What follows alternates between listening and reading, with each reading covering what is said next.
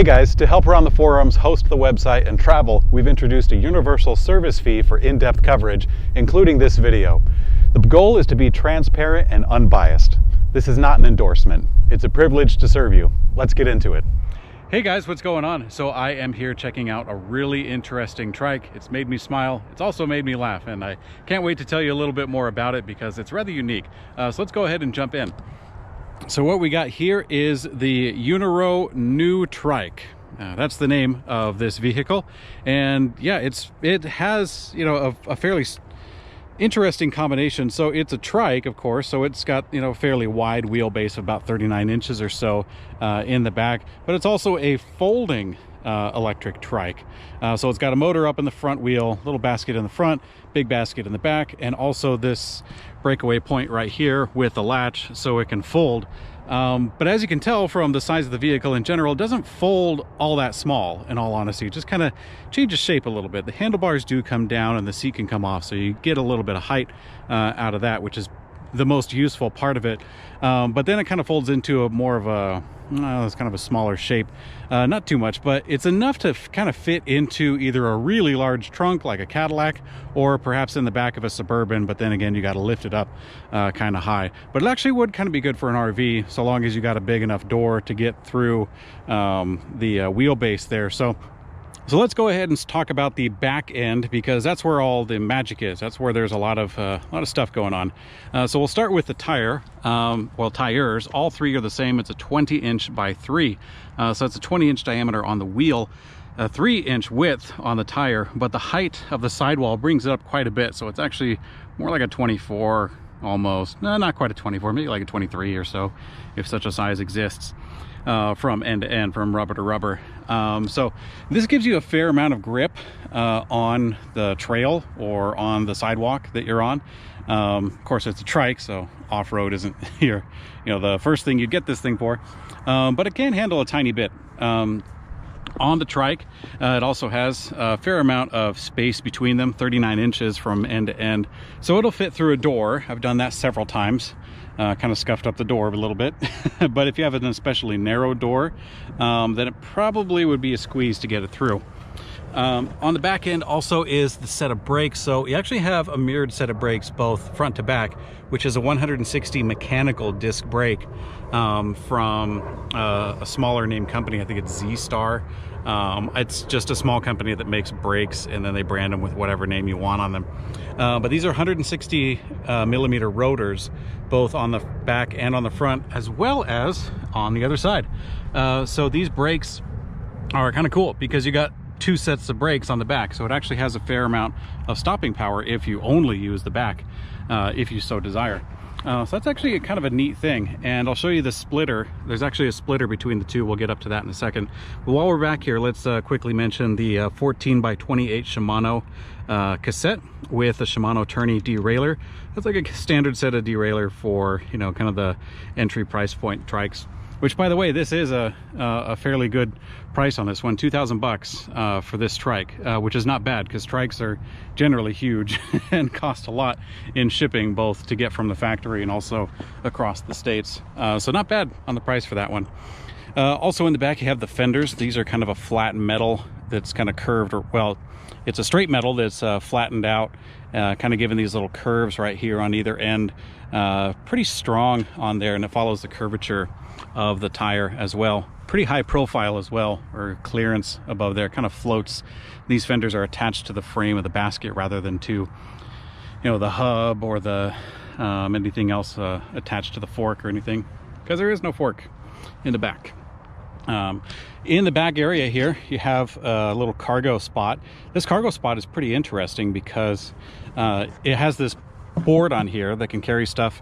You can put some straps on here if you wanted to carry something fairly tall, but I actually like how it's a little bit turned back, or it's a little bit recessed, so to speak, from the rider. So the rider, if you can kind of imagine, is occupying that space right there. They can sit upright just fine and have cargo that's even fairly tall that is extending upwards.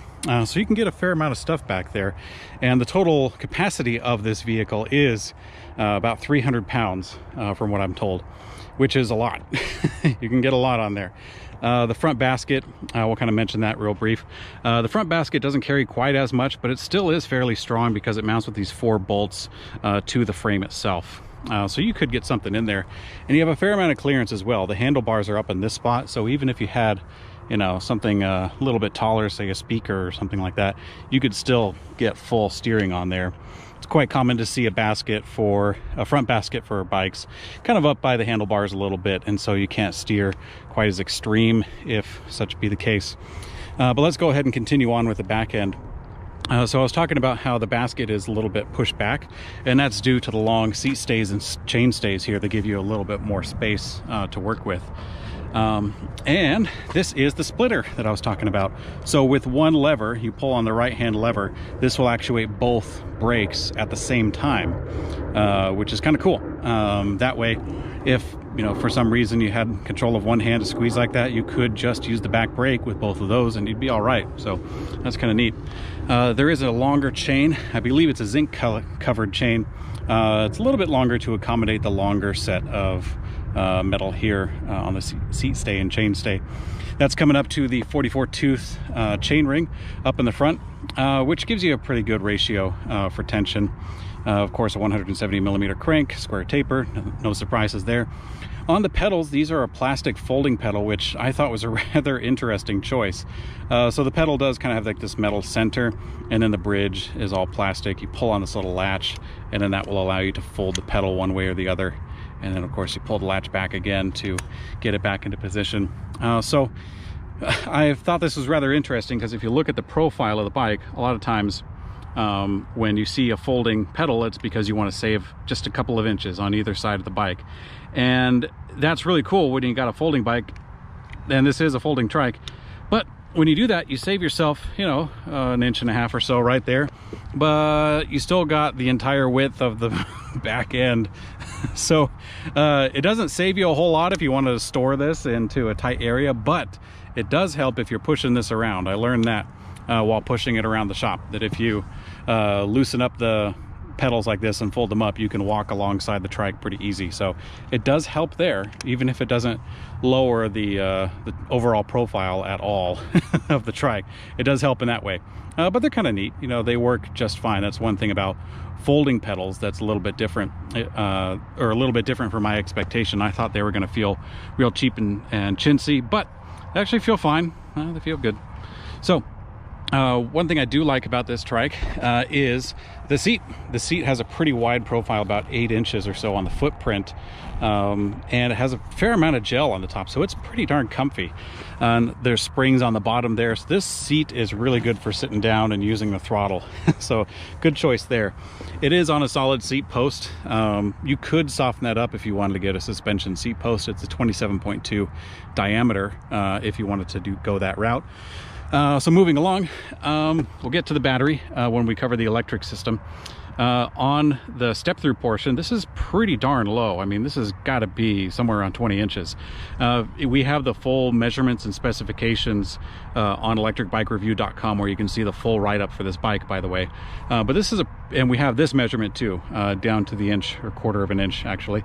But this is pretty low. It's not a lot of folks who can't get their leg that high. That's a little bit higher than a stair. So you can get over there and actually step into the bike pretty easily. And that's a pretty cool aspect about this trike, is that it's very approachable. You know, a lot of people could just jump on this thing and get going. So continuing on with the frame up in here, I do have a folding stem, and I could show you about the folding aspect, but let's talk a little bit more about the front end before we get into that. On the stem, this is a telescoping and folding stem. So the stem does fold. We'll get to that. It also telescopes. So this end right here comes up and you can kind of cinch it down, and then shabams. Now you have a much higher riding position if you wanted to put your weight back of the rider, kind of keep your arms out a little bit. So that's actually kind of neat. You can do that on the fly, super easy, which is cool if you want to share this trike with other people. You can adjust this, you can adjust the seat on the fly, and that way a lot of different people this single vehicle can accommodate, which is neat. Handlebars are fairly narrow. That's kind of typical for a folding bike. In this case, I don't know if it was entirely necessary. They could have gone a little bit longer just because of the total width of the vehicle in the first place. And don't have a whole lot of real estate up here, but you do have everything necessary. Got your display, got your brake handles, your shifter, a bell, a throttle, and also the grips. All of that's up here, so you got all the necessities right up front. These grips are kind of a friction mounted, they do have like an ergonomic edge to them, so that's kind of nice. And of course the brakes also have a motor inhibitor. These are like a big long 4-finger lever, so you can totally get your whole hand on there if you need to. This is the indexer for the gears that we talked about in the back. You don't have any gears up front, just the ones in the back. Bell, I think you know how that works. And the display, we will cover that when we get to the electric system. One last thing is this latch right here on the tippy top. That will allow you to adjust the handlebars on this axis, which the point of it is to allow better folding. It kind of comes as a package with this stem when they source this. But when you undo that, you can actually fold the handlebars down so that the brakes are kind of out of the way. And then you kind of give it a really slim, kind of a slim line here as you fold the handlebars down all the way. But for me, I usually wind up using this because I want to adjust where the brake handles are. If the brake handles are too high, in an extreme position like this, you wind up riding around with your hands up like you're waving at somebody. But you generally want to have them in a more natural position. So actually fine-tune that quite a bit. And that's also necessary if you're going to increase or decrease the height of the handlebars in the first place. So yeah, the more you know. So the last couple things to talk about on the front end. There is another fender just like the back. This one does not have the, like I mentioned prior, the bridge that kind of mounts to the bottom of the fork. So that's an interesting thing about it. Definitely gives it a different look up here. But you do have a mirrored set of brakes, tires, wheels. The spokes are a little bit stronger. These are actually a 12 gauge spoke up front because they have to handle the energy that's coming from the motor up here. Yeah, it's pretty fun stuff. So let's go ahead and talk about the electric system a little bit. This is a 500 watt motor up in the front with a 750 max. So that puts out a fair amount of power, and it's definitely necessary for a heavier vehicle like this. This thing weighs 80 pounds itself, not including the rider. So it's a pretty big beast. And if you intend to load it up on the back with some cargo, which we are going to do in a little bit, then yeah, it's quite a bit of quite a bit of power necessary to carry that out. And of course you got the mirrored set of brakes. I think I mentioned that. Continuing on with the electric system, so this is one kind of oversight that I wasn't too thrilled about. The light is mounted to this metal bar right here on the fork, which is fine to be mounted on a metal bar like this. Unfortunately, you can see that it comes into contact with the bottom of the basket. So that forces the light down unless I bend the bar in some other way. But then, there's not a whole lot of space, not a whole lot of clearance in between the fender and the bottom of the basket there. So this is kind of the best I could get on kind of a short notice as far as mounting it. So it's kind of pointed down, so at least half of this light is being consumed by the the front of the fender there. So it's not the best option, but it is there. It does have a front light. You will see a little bit more out of the front. But yeah, that mounting spot right there is not ideal. Perhaps in a later production run they will have a different mount. Perhaps they'll extend the wire here and have it mount to the front. That might actually be what this plate is for. I thought it was for like a vanity thing if you wanted to put a sticker on the front, but I personally would rather have the light mounted up here. So perhaps, like I said, in another production run they'll get this kind of squared away, but as it stands, it's an oversight. There's no other way to put it. With the electric system, we do have a throttle that powers the front wheel, which is pretty fun. I always love me a throttle. This is a twist throttle, and it actually is tied to the level of pedal assist that you're using. So in this case, on the display, we'll go ahead and jump there. On the display has all the basics, has your speed, the battery level on 5 bars, and also your pedal assist on the right side. Pressing the plus or minus button will change the amount of pedal assist that you're getting from the cadence sensor, but it also caps the throttle. So if you have it in pedal assist level 1, the throttle also will go to about 13 miles an hour or so. And then when you increase pedal assist level 2, the throttle will now go up to, I don't know, 16 miles an hour. I'm kind of pulling numbers out of a hat from here on out. And then it goes up to level 5. And at level 5, you have maximum pedal assist and you have access to the full power band from the throttle itself. So they are tied together. Keep that in mind. The other orientation is if the throttle has full power all the time. That's called throttle override, if you're curious. So the display is fairly simple and easy to use. I kind of showed you a little bit about what it says. The plus and minus buttons are pretty easy to get the hang of. On the bottom, there is a power button and also a mode button. If you press the mode button, it will cycle through a few metrics: your average speed, max speed, trip set, an odometer, a timer, things like that. Fun stuff. And the power button, of course, if you press and hold that, it'll turn it on or off. If you press and hold the plus button, that will actually turn on the lights. So it turns on that front light that I told you is kind of obstructed. It'll turn on a back light for the display itself, as well as this rear light way in the back. And I like the rear light being integrated into the main battery pack. It means you don't have to switch batteries on them, so it's really convenient. And of course, you press and hold plus button and that turns it back off again. So that's how to use a display. Let's see. Oh, I was going to talk about the folding aspect, but I think I'll finish off the battery real quick and the cadence sensor, and we'll jump right in. So this is using a 12 magnet cadence sensor. It's what I guess I'd call an external sensor. So you can kind of see it right here poking out a little bit with those little spots on there. Those are magnets. So there's a static sensor on the other side that's counting the rotations of the pedals, and that's what gives you pedal assist. So this is the battery. I actually kind of like the mounting position right here. It kind of looks like you would need to fold the seat out of the way or maybe get the collar from the seat post, but it actually comes in and out of here pretty easy. Let me show you how that works. So there is a unique key that comes with it. And let's see, we'll go ahead and turn the key. So this key actually just physically mounts the battery to the bicycle. It's not responsible for ignition or anything. So we'll go ahead and turn that. And then you pull up on it, and it doesn't have to come all that far out before, there we go, before it's ready to be loose. Shabams. So here we go. We have the 48 volt, 11.6 amp hour battery. And it's pretty convenient to take with you if you want to carry in and out. This is a newer kind of battery style that's been out for, I don't know, a couple years at most. And it's really gained a lot of traction, and I can see why. It's a nice system. So yeah, you have the electric system, the mechanical system, and I swear I'm not going to forget about folding it. So let's go ahead. I'll try to do this one hand as best I can. We'll fold the handlebars down. I don't know if it's really necessary for this particular bicycle, but this is kind of a very common method. Fold the handlebars down. Sometimes you have to get the pedals in a correct orientation like so, and we'll just fold them in. Why not? We're here. There we go. And then from there, you pull up on this little tab and then pull the latch out of the way. And then the handlebars swing down like so. All right, we can get the seat out of the way too. We'll go all the way. And that's kind of a handy place to put it. And now the fun part.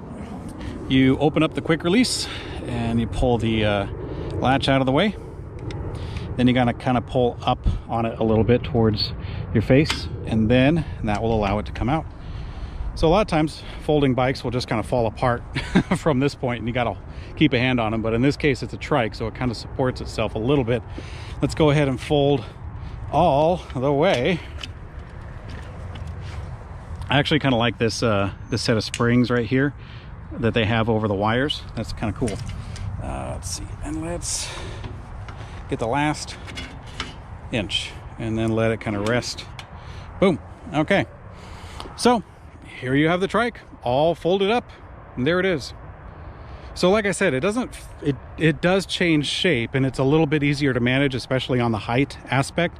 It's not, you know, so high. It cuts off a good foot or so, so you could probably cram that into the back of an SUV if you needed to, at least a medium-sized SUV. You know, if you get a smaller one like the Hummer H3, that thing is surprisingly small in the back end for the cargo space. But anyways, I'm kind of getting off track.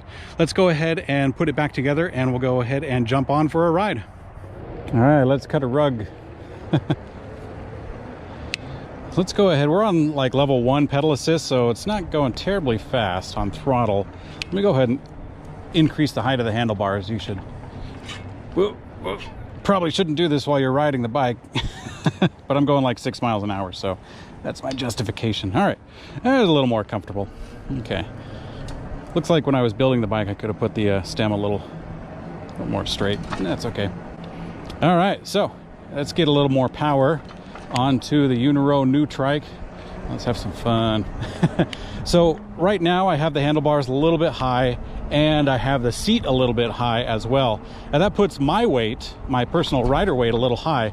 And so maneuverability is like a lot of trikes. You know, it's, you know, you get one wheel coming off the ground if you take too tight of a turn. If you kind of take that easy, you know, kind of go right 11 miles an hour or so is about a comfortable max. You can make some pretty good turns on that speed. But this trike is capable of a lot more. It goes 20 without issue. I mean, I probably wouldn't want to, because this trail is fairly turny. Good for the Shimano tourney. Let's go ahead. We're going about 15 miles an hour. I got. Oop. That's my back. Okay. My cargo started to get in the way of the wheels. That's one thing I forgot to mention, was that there's no wheel skirts on this to protect the cargo. In a little bit, we'll go ahead and grab Sweet Pea and put her in the back.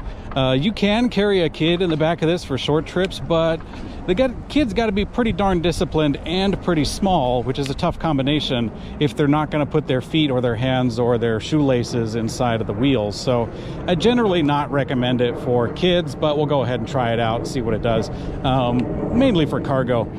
But yeah, let's go ahead and get a little tipsy with this guy and see which side the brakes go on. Okay, it's the right side. So I'm not exactly sure the engineering behind it all, but I do know that with a lot of trikes, it's very common for them to, in the back wheel, have one wheel that does the stopping and a different wheel that's kind of the follower, the dummy wheel.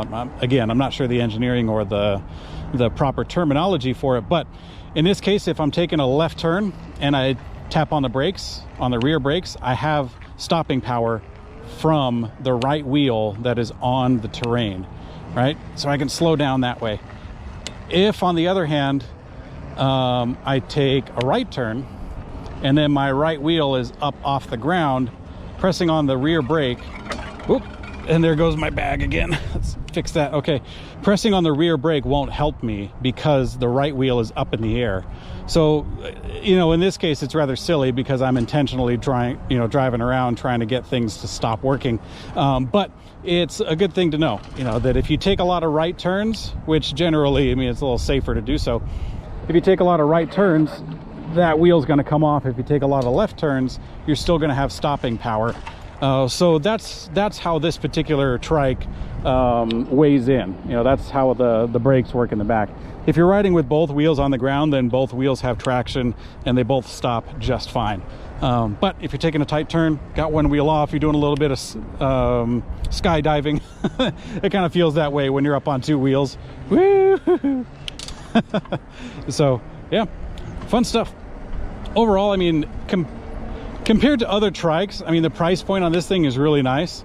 This does come from a Las Vegas warehouse from a Chinese company. So, I mean, you're kind of, you know, some people call it, you know, subverting the shop. But in all honesty, if you get a bike like this, you're going to want to go to a local shop to get tubes and probably some tire liners at the very least, and maybe some other fixer-up kind of things. So, yeah, don't be afraid of your local shops. Anyways, let's go ahead and try a little bit of, let's jump in the grass. Use these fat tires. So pedal assist is pretty standard, you know, a 12 magnet cadence sensor. If you've ridden electric bikes, it's very common. It has a very low impact kind of feeling when you're pedaling. You pedal along and you don't need to keep tension on the gears. You'll notice I haven't even changed gears at all, but that still powers the bike. Let's go ahead and jump up this hill and see what we got. All right, here we go. Approaching the hill. We're at about 5 miles an hour or so. Let's go ahead. Yeah, we can do it. I'm pedaling along, but it can do it. I'm spinning out. Let's get to the dry stuff. All right, not bad, not bad.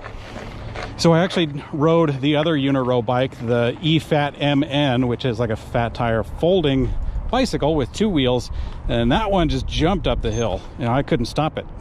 No, of course I could. I had control, but it was quite capable.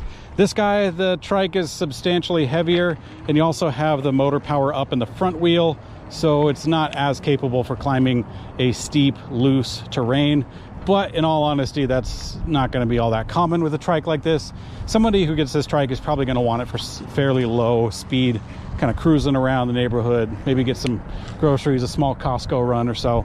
So yeah, let's go ahead and get back down to the park. Let's go pick up Sweet Pea, go for a ride, and finish this up.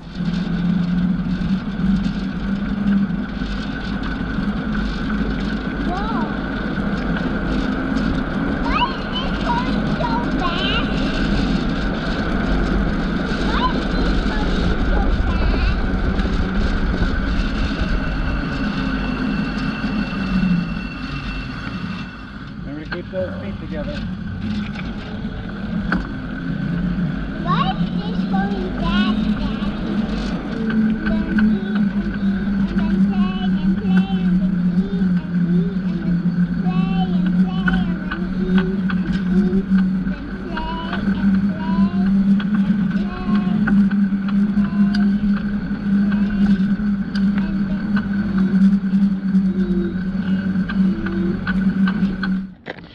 All right, guys, here we are on the EUNORAU fat folding Trike. Let's go ahead and crank it all the way up to level 5 pedal assist, and we'll take it for a spin.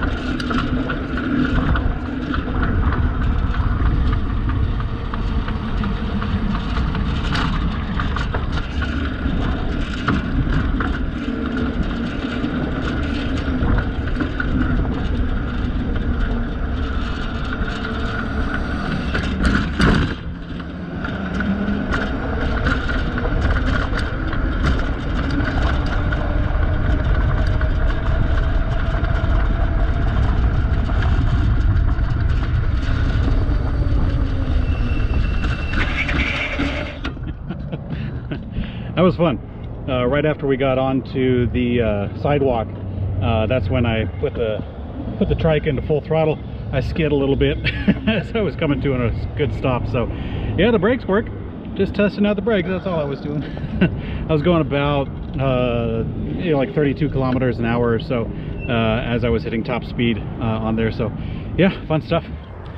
Okay guys, thanks for checking out the EUNORAU new Trike with me. It's been a lot of fun, a very fun experience. So yeah, if you'd like, you can check out the full review for this Trike along with a lot of other Trikes and bicycles from EUNORAU and plenty of other brands as well. If you go to electricbikereview.com, there you can also participate in the forums if you'd like to ask a question or participate in the community, or if you'd like to recommend a bike that we try out. So thanks for watching, guys. Ride safe.